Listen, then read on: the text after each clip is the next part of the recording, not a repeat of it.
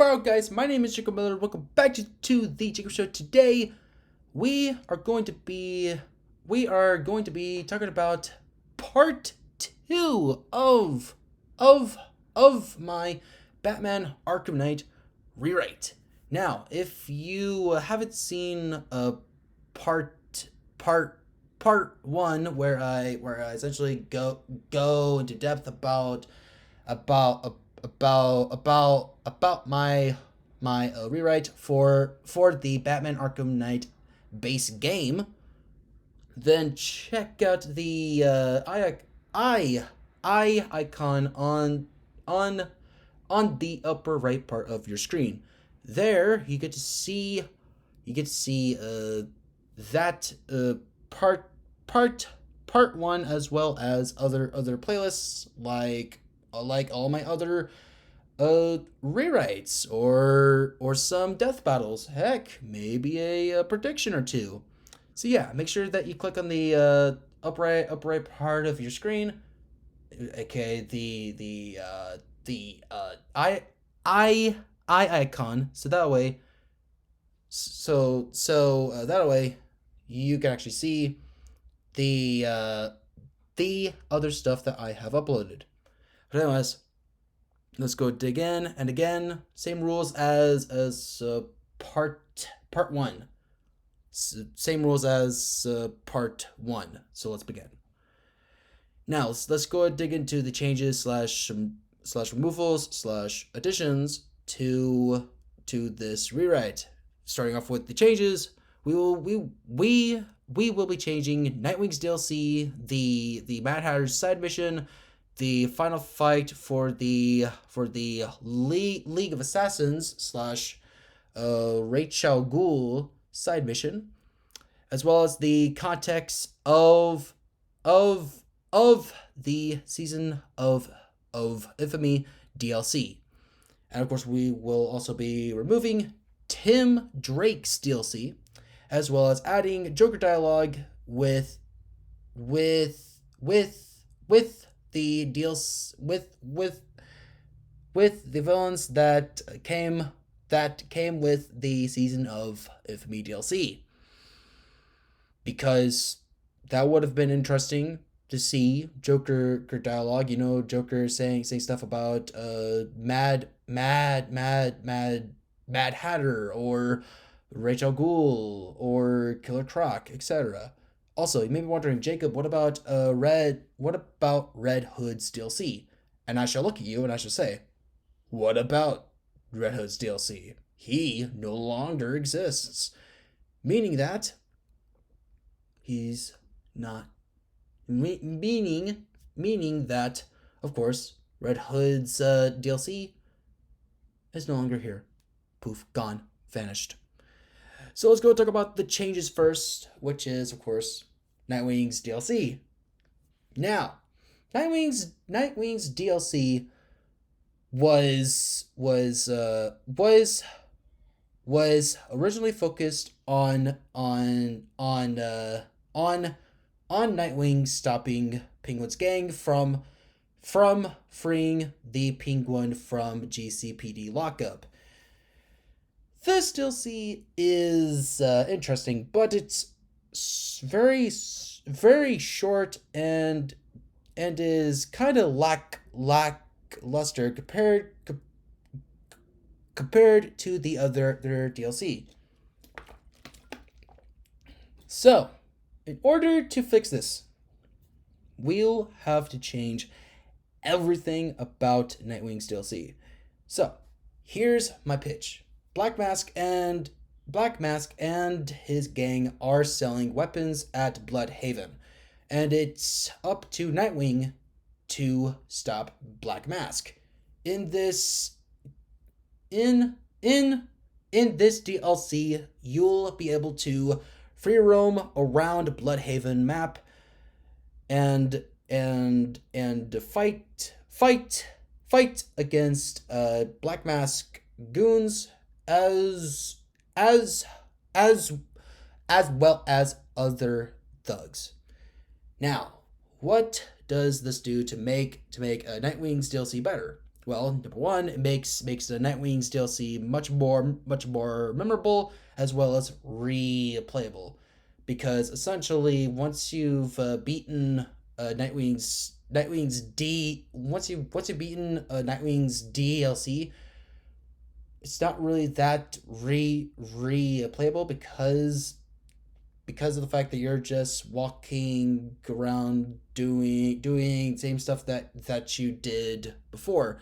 However, thanks to this free roam map of Bloodhaven, and of course goons and other thugs being things that you can take down, it can essentially make things a little bit more interesting and much more memorable and replayable, because hey, there will be Easter eggs of like other their villains and heroes most likely.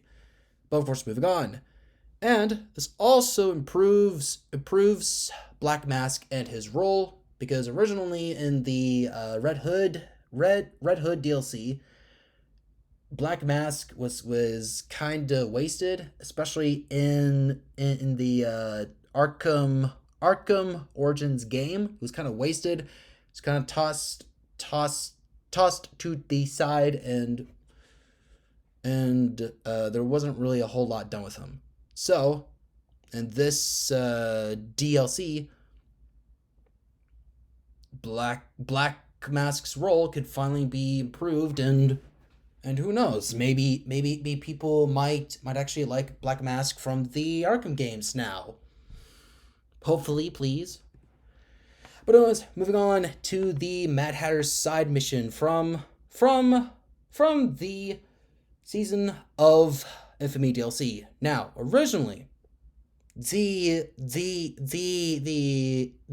Mad Hatter kidnapped 3 policemen and hid them across Gotham in trunks of bomb rigged police cars. In of course in the theme of Alice in Wonderland, because hey, Mad Hatter. This entire side mission is nothing but a collectathon. This is essentially an entire collectathon to where you just run around Gotham defusing bombs and just saving policemen, and then beating Mad Hatter. I mean, honestly, there's nothing really memorable about this side mission besides the fact that you get sucked into this book world, which then recaps all of the Arkham games and what happened in them, which is very, very interesting. I very much do like it. But yeah, nothing really happens. So, to fix this, we'll be adding the Wonderland Gang. Now, I'll be explaining about the Wonderland Gang much later on in terms of the context of the Season of Infamy. But what can this do to make Season of Infamy better? Well, number one, the side mission is, of course, much more memorable and much more fun. Number two, it adds more of a challenge. And then number three, it displeases comic book fans, because hey, we all know the only people who are really paying attention and actually playing Batman Batman Arkham games are, of course, people who are either fans of Batman, fans of the Arkham games when it first released, or comic book fans. So yeah, moving on.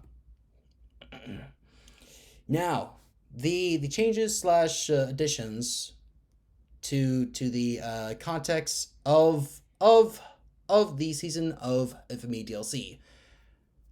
This is kind of a change slash addition because, again, I am including Mad Hatter's side mission, mild changes to that in this. So yeah, I will explain later. But anyways, originally the season of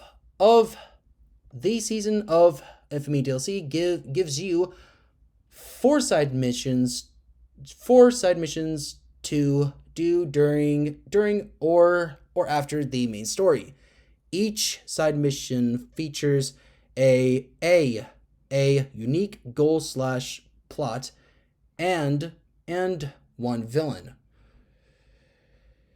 Now, this DLC is good and it's great post game content. But why not expand it out and maybe be added in a little bit more by by separating this DLC into three different parts, giving us four villains within each part. That's what we're gonna do with this season of Infamy DLC. Essentially, expanding it out by adding four villains within three parts, and of course, each part takes place within a different island. So, what does this do to make Season of Infamy better? Let me explain. Number one, we get to use scrapped / cut villains from the base Arkham game, base Arkham Knight game. Number two gives us more post game content, and of course, number three gives other villains the spotlight, as well as older villains' conclusions. Now, start off with the first part, which is Bleake Island, where you first start off the game. Now, of course, Mad Hatter's side mission will of course stay the same as in the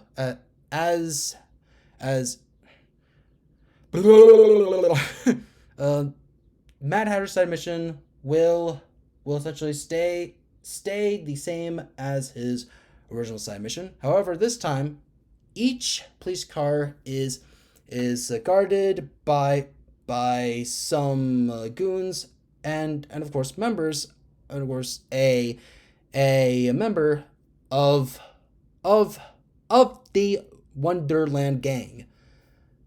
Oh my god, I cannot talk. Moving on. Killer Croc. His side mission is going to stay the same. Why? Because I love it. It just works.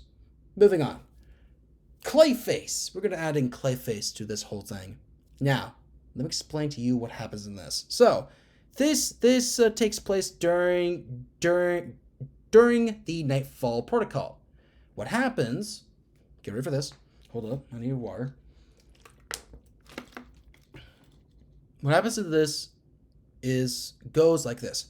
Essentially, Clayface takes over Panessa Studios, and in order to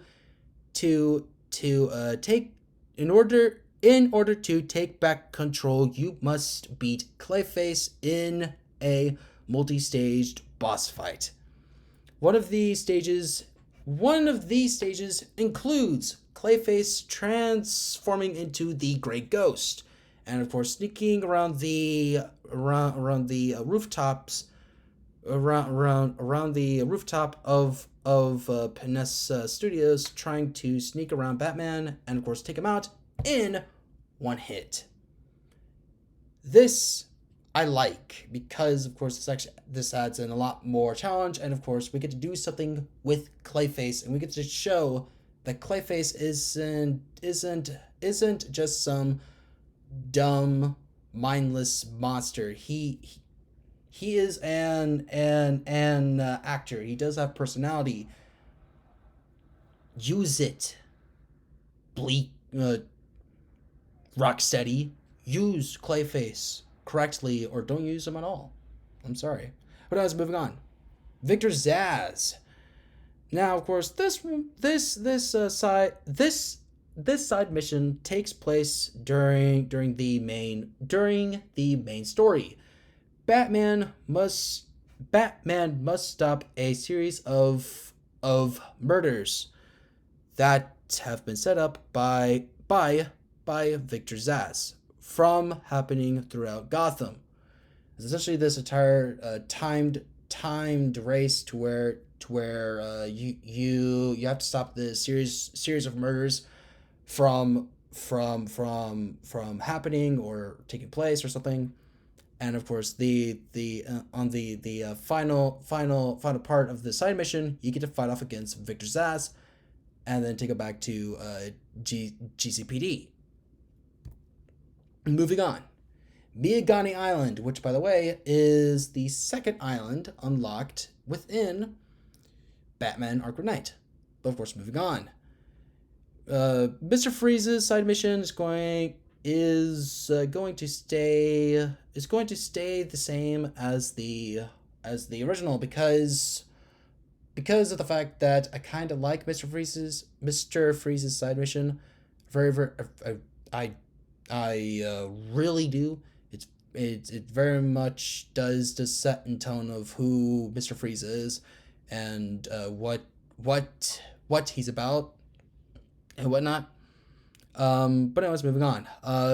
Racial Ghoul slash the League of Assassins side mission. This was going to stay the same the same as in the original. However, this time we are going to add a Racial Ghoul boss fight. This will make the side mission much more memorable, and it'll give Racial Ghoul something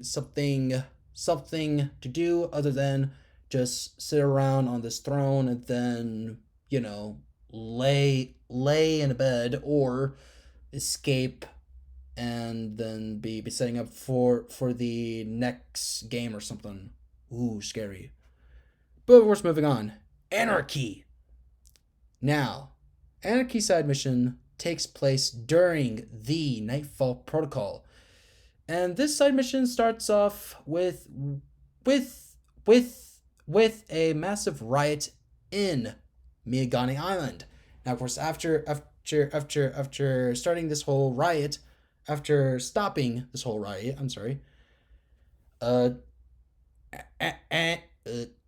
Anarchy show. One of the goons is like, Anarchy's back, and he's going to spread chaos around Gotham City. And guess what? You and Robin must stop them. So, in order to stop the riots from happening or spreading or even getting worse, Batman and Robin must stop Anarchy. That is the entire side mission. Honestly, it gives Robin something to do, and it also makes something more memorable. Makes Anarchy as well as season of Infamy much more memorable. But of course, moving on to the final thing, which is the Creeper. Ooh. So, the Creeper side mission takes place during the main story. Essentially, this side mission begins when you analyze a group of knocked out cult members in the middle of Chinatown.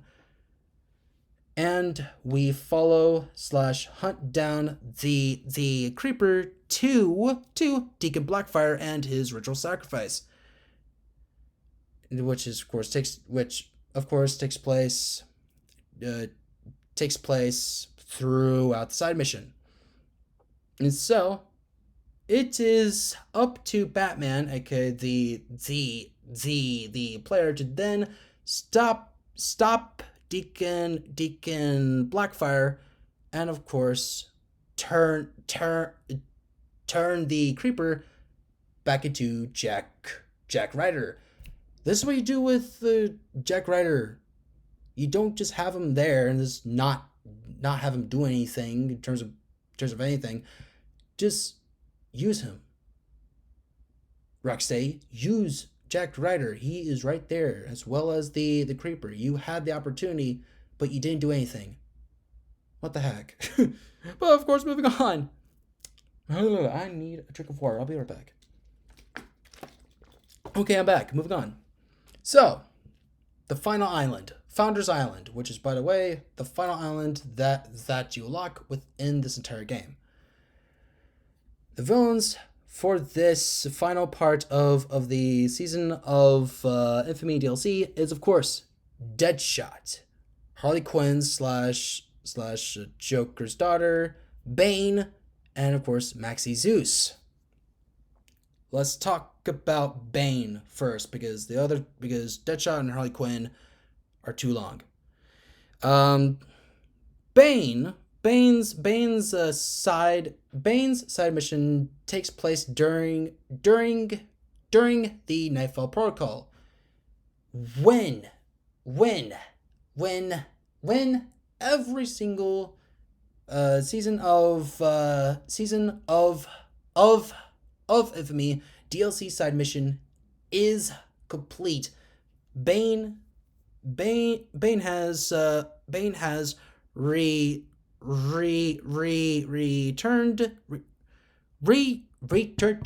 to Gotham and wants a rematch against Batman. That is the entire side mission. Personally, that would be hype. I want that. You want that. We all want that. I know you want that. I know you really want that side mission, because I want that side mission. But of course, moving on. Maxi Zeus. Now this side mission takes place during the Nightfall Protocol. Maxi Zeus puts Batman through a 12 labors of Hercules style of objective. I can't talk. But let's move on. The final objective is a boss fight between Maxi Zeus and Batman, aka the player. This would actually be very, very fun, and of course it fits within Maxi Zeus's character a whole lot. But of course, moving on to Deadshot and of course Harley Quinn / the Joker's daughter, starting with Deadshot. Now this side mission takes place during the Nightfall Protocol. Deadshot is aiming to assassinate the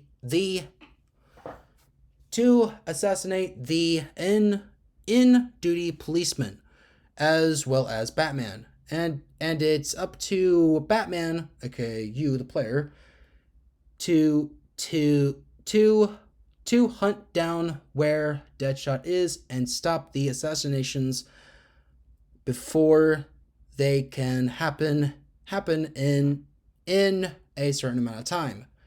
This, I kind of feel like, is in theme of Deadshot, and it would be a very, very interesting side mission for sure, because honestly, Deadshot deserves more than what he got. But moving on.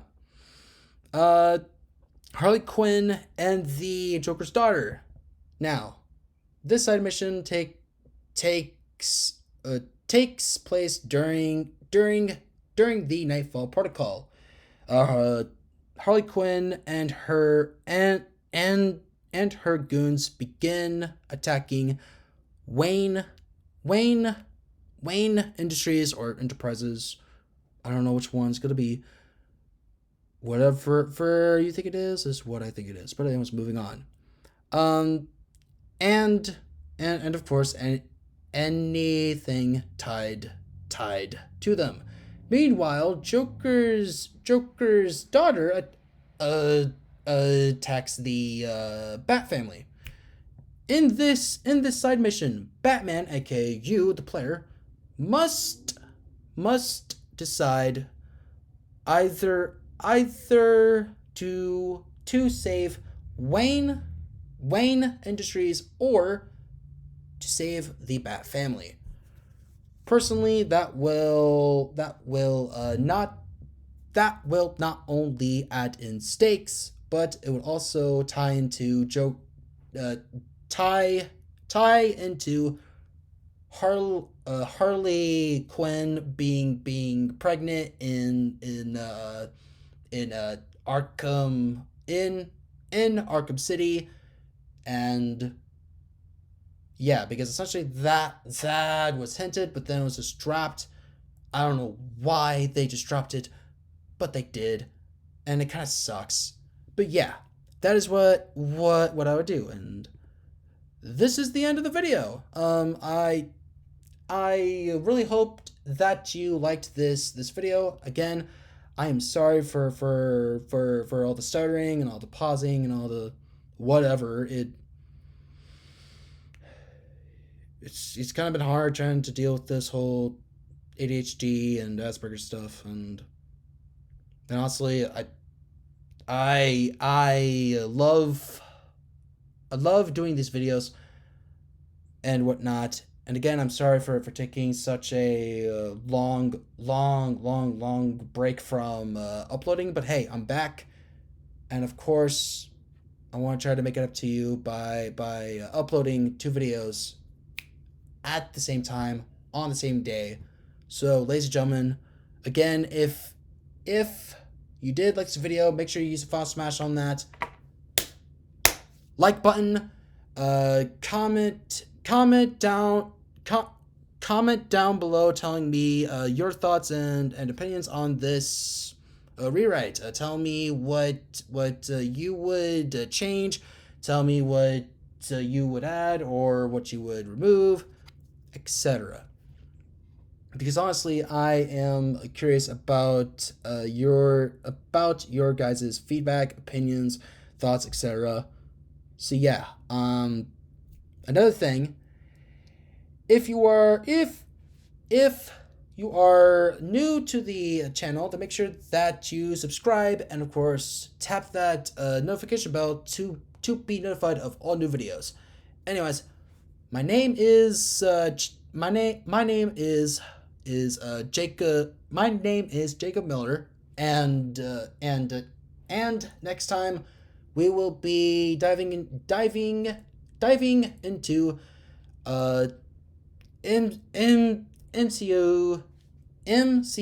MCU news and of course predictions. And I'll see you next time on the Jacob Show. Bye-bye.